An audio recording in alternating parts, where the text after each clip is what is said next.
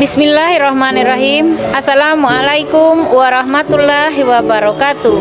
Berjumpa kembali melalui channel YouTube saya Nihi Asli. Saya mahasiswi pada Fakultas Tarbiyat Tadris Program Pasca Sarjana Universitas Islam Negeri Fatmawati Soekarno Bengkulu. Pada kesempatan yang baik ini, saya akan menyampaikan sebuah topik sejarah masuk dan berkembangnya Islam serta sistem pendidikan di negara Kuba, sebuah negara yang berada di benua Amerika. Sahabat-sahabatku insan cendekia dimanapun berada, yang akan saya bahas yang pertama adalah sejarah masuk dan berkembangnya Islam di negara Kuba. Islam masuk ke negara Kuba pada abad ke-16 saat Spanyol menjajah negara tersebut, di mana Spanyol membawa budak-budak dari Afrika Barat yang beragama Islam untuk dipekerjakan di kebun-kebun. Setelah lepas dari Spanyol, Kuba sempat dipegang oleh Amerika Serikat. Dan kemudian di tahun 1959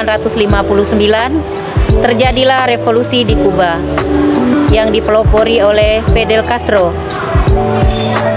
Pada awalnya, bukan hanya Islam, tetapi agama lain pun juga dilarang berkembang dan tidak diakui keberadaannya di Kuba.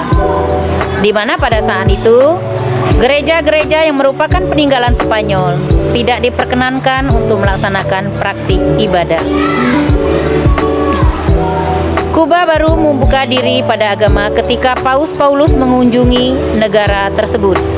Barulah Fidel Castro memberikan masyarakat kesempatan untuk beragama, di mana masyarakat mulai diizinkan ke gereja untuk beribadah, sehingga Kristen dan Katolik dapat berkembang. Pada saat itu juga, Islam merupakan agama minoritas di sana, juga sedikit mengalami perkembangan. Namun kemudian di tahun 2000 jumlah muslim ada sekitar 5.000 dan terus mengalami perkembangan hingga mencapai 10.000, di mana sebanyak 2.000 diantaranya tinggal di Havana, ibu kota Kuba. Sisanya tersebar di provinsi-provinsi lain yang ada di negara Kuba. Kemudian perkembangan Islam di Kuba salah satunya dipengaruhi oleh para mahasiswa dari Pakistan yang menuntut ilmu kedokteran di negara Kuba, di mana saat itu Pakistan mengalami bencana alam dan Kuba pun memberikan beasiswa kepada hampir 1.000 orang, khususnya di bidang kedokteran. Para mahasiswa ini yang membantu mengembangkan dan menguatkan Islam di Kuba. Hingga pada tahun 2015, pemerintah Kuba memberikan satu gedung untuk dijadikan masjid di Havana. Namanya Masjid Abdallah. Ini masjid satu-satunya di Havana yang bisa menampung 400 orang jamaah. Kebanyakan muslim di Kuba merupakan mu'alaf. Mereka memilih Islam karena berbagai alasan. Ada yang memilih Islam karena menonton suatu film, ada yang memilih Islam karena mendengar dan membaca suatu cerita di buku cerita tentang Islam, ada juga yang semula tidak beragama sama sekali, kemudian mencari ketenangan dan mendapatkan ketenangan itu di dalam agama Islam. Selanjutnya kita akan membahas tentang sistem pendidikan di negara Kuba. Sistem pendidikan yang ada di negara Kuba adalah salah satu sistem pendidikan terbaik di dunia. Mengapa dikatakan demikian? Yang pertama adalah negara Kuba berhasil memberantas buta huruf hanya dalam waktu 2 tahun saja. Di mana begitu revolusi menang di tahun 1959 di bawah pemerintahan Fidel Castro yang mewarisi sebuah negara yang tingkat buta huruf saat itu di atas 60%. Namun 9 bulan kemudian, tepatnya di tahun 1961, Fidel Castro memimpin kampanye pemberantasan buta huruf. Dan di tahun 1961 itu juga Fidel Castro mengkampanyekan sebagai tahun pendidikan. Dan hanya butuh waktu 2 tahun saja, Kuba memproklamirkan dirinya sebagai negara yang bebas buta huruf dan negara yang merdeka. Yang kedua adalah di Kuba menganut sistem pendidikan gratis untuk semua jenjang pendidikan, di mana sebelum revolusi, tepatnya di bawah rezim diktator yang sangat berpihak kepada Amerika saat itu, pendidikan merupakan suatu yang sangat mahal di Kuba. Hal ini dikarenakan karena pendidikan dijadikan sebagai suatu ajang bisnis yang menumpuk keuntungan. Tetapi Fidel Castro memutarbalikkan semua itu. Ia menasionalisasikan semua jenjang pendidikan yang semuanya dijalankan oleh negara.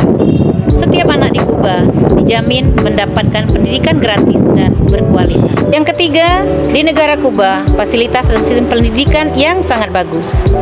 Di Kuba, sarana pendidikan diurusi langsung oleh negara. Ketersediaan ruang kelas dan tidak pernah jadi masalah. Setiap ruang kelas sekolah dasar di Kuba hanya diisi maksimal 25 murid saja. Sedangkan untuk tingkat menengah hanya diisi 15 sampai 20 murid saja. Di Kuba, dari urusan seragam hingga buku gratis, di mana yang lebih istimewanya anak-anak mendapatkan sarapan dan makan siang yang bergizi. Kemudian yang keempat adalah pendidikan untuk semua. Sebuah revolusi pendidikan Kuba sangat diskriminatif pada saat sebelum dipegang oleh Fidel Castro.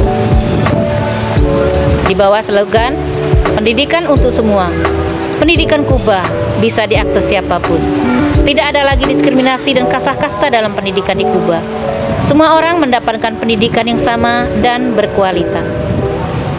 Kemudian yang kelima adalah sistem pendidikan di Kuba sangat bagus. Karena mengapa? Di Kuba tenaga guru yang melimpah.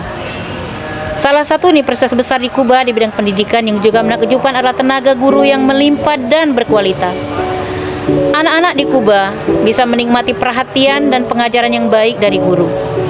Sebanyak 88% ruang kelas di Kuba hanya diisi oleh 20 murid saja. Kalaupun lebih, maka gurunya ada 2 orang dalam satu kelas.